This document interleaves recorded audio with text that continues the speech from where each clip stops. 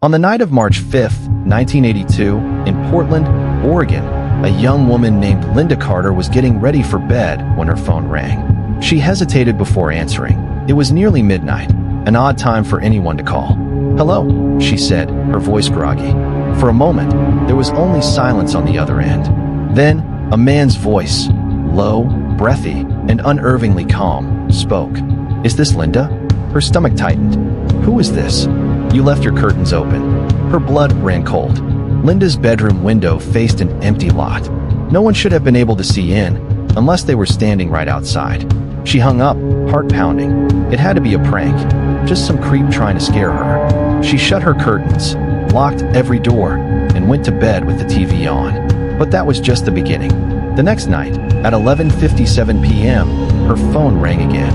This time, the voice was more sinister. "I like the blue pajamas better. You should wear those tomorrow." Linda's breath caught in her throat. No one inside her home had seen her wearing those pajamas. She lived alone. She called the police, but there was little they could do. There was no way to trace the caller, and with no physical evidence of a break-in, they told her to stay vigilant. By the third night, she was terrified. The phone rang at exactly midnight.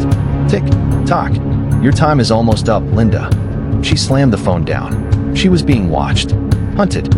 Desperate, Linda set up a tape recorder near her phone, hoping to capture the caller's voice for the police. That night, when the call came, she let it go to voicemail. But when she played back the recording the next day, her blood turned to ice. In the background of the message, beneath the caller's menacing whispers, she heard another sound. It was the creak of her bedroom closet door, slowly opening.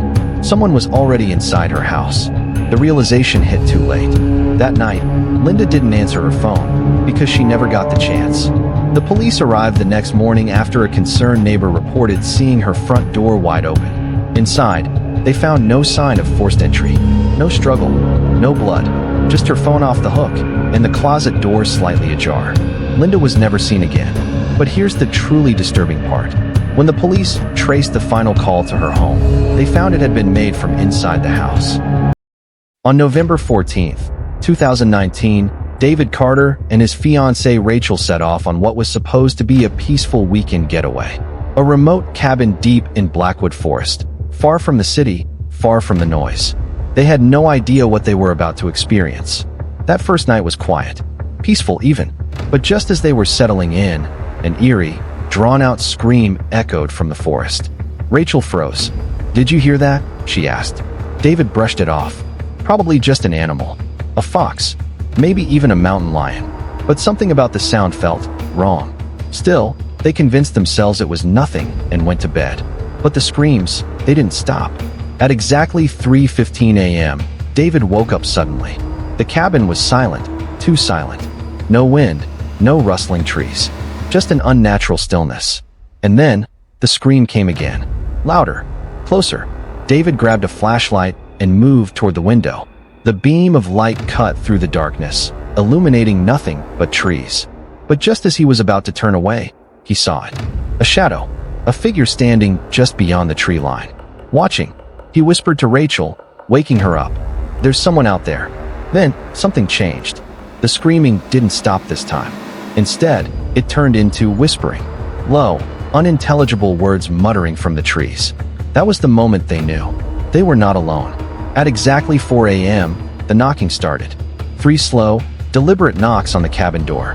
Rachel sat up in bed, eyes wide. Who the hell would be out here this late? Then a voice. A woman's voice. Trembling. Pleading. "Please, let me in, he's coming." David hesitated.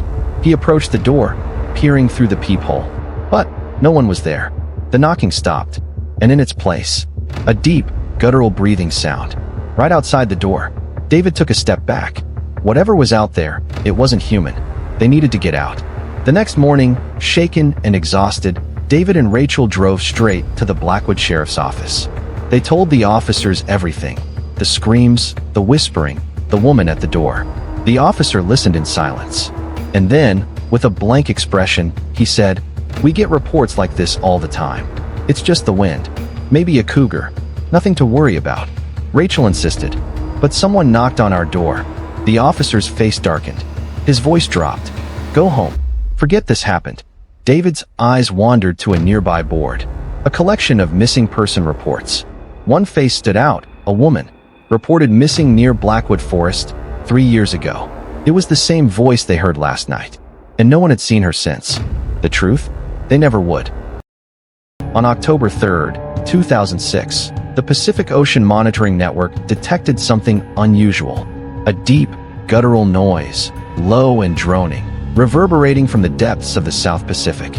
At first, scientists thought it was a malfunction, equipment failure, but the sound wasn't coming from their machines.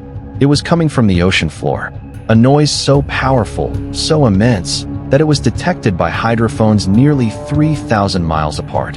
And then, after exactly 4 minutes and 12 seconds, it stopped, just as suddenly as it had begun. The sound was unlike anything ever recorded. It wasn't seismic activity. It wasn't ice shifting. One theory suggested it came from a deep-sea volcanic eruption, except no tremors, no heat signatures, no disturbances in the water were recorded. Then, a second theory emerged. Biologists speculated that the noise was biological, possibly an animal. But that would mean a living creature larger than anything known to exist, larger than a blue whale. And whatever it was moving. Over the next 3 days, research stations in New Zealand, Chile, and even Hawaii reported hearing the same noise, each time in a different location. It was traveling, fast.